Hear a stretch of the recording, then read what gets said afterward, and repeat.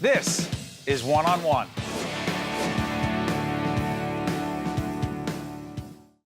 We welcome Hans Van de Weerd, is Vice President, International Rescue Committee, U.S. Programs. Good to see you, Hans. Thank you for having me. By the way, happy birthday. Thank you for that, too. The public television family welcomes you and wish you a happy birthday. The organization, talk about what it does. So the International Rescue Committee is an international aid agency, and we provide support to refugees, people that are suffering from conflict, disaster, all over the world and in the United States. And our good friend and a board member here at Public Broadcasting, Josh Weston, told us about you and your organization. He said one of the most important things, and he's right about this, is that we have the responsibility to try to clarify some things about refugees in terms of the vetting process, what the facts are and what the misconceptions are. What are the facts when it comes to refugees and how they are vetted? So the first fact that I want to share with you, Steve, is that there is no harder way to get into the United States than through the refugee resettlement program, other than perhaps swimming, the Atlantic Ocean. Refugees undergo very extensive security screenings that take, all in all, more than 1.5 years, where they're being vetted by multiple government agencies, including the State Department, intelligence agencies. So before a refugee gets here, so many people have actually, checked their stories and have made sure that they are who they say they are. So it's a big myth that we don't know who is coming to the United States. We know exactly who is coming to the United States. Why do you think, Hans, that there's so much confusion about the borders being porous, about refugees just coming in and we can't have this, and the perception that everything you just said just couldn't be the case? It's not the case. Well, I think, it's very important that we explain really what the facts are, because if people don't have that information, they don't know. Where'd they get the idea, and you think that it's not the case? I think there has been a lot of,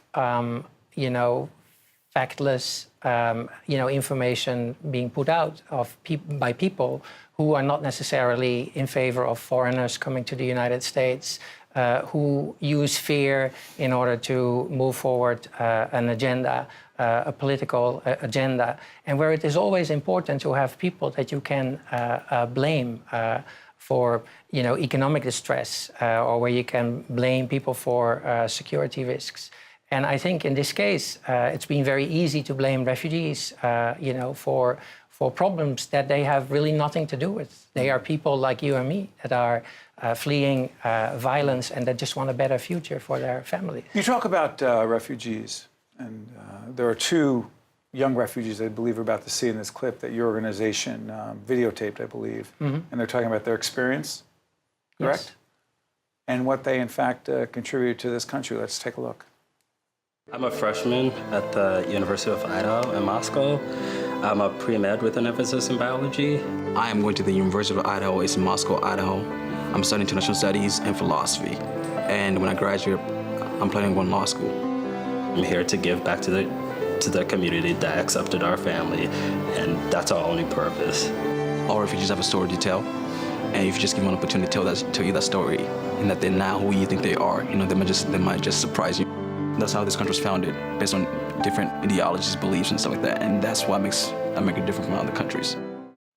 Two young men from Zambia. What do you see when you look at them? I see men with dreams, with passions, with ideas about how they want to shape their future. I see people that are immensely grateful for the fact that they are here, that want to give back to this country, as so many other refugees have done before them.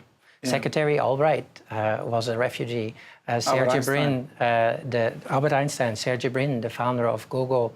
But there are also hundreds and thousands of other refugees who have really contributed to this country. Yeah, but let me play devil's advocate and ask you this. What about those who say they want to protect our borders and are concerned about people who would come into this country to do us harm, and that the proposed second ban, and we're doing this program in the spring of 2017, we don't know what's going to happen, the White House, the Trump travel ban that's been proposed, involves certain countries that the president believes, that those around him believe, that some others in this country believe, and because there are Americans who support a significant number, are looking to protect us, not from the people you just described, but from others who would do us harm. You say?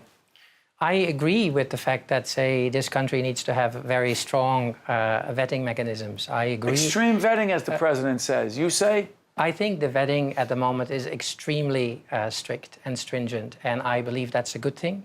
I believe that this country should protect its borders. I believe this country is protecting its borders right now. Many administrations before this have worked on making this country a safe country. But I think we also have to find the right balance between security and compassion, and between, security and the values of our nation. And the fact, Steve, bear this out. Since 9/11, 800,000 refugees have arrived, and not a single one has been involved in any incidents. When refugees come to communities and cities, their economies start to grow. The value of properties increase. Crime goes down. There is a real positive impact of refugees into this country. And I think we should talk about these things much more.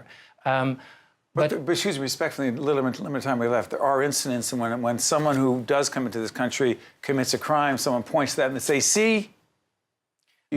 There will always be incidents, individuals that really, are deranged, disturbed people. But the larger message is? But we can't paint whole communities, whole religions, with the same brush and basically turn our back to the world. That's my message. That's also not what this country is based on.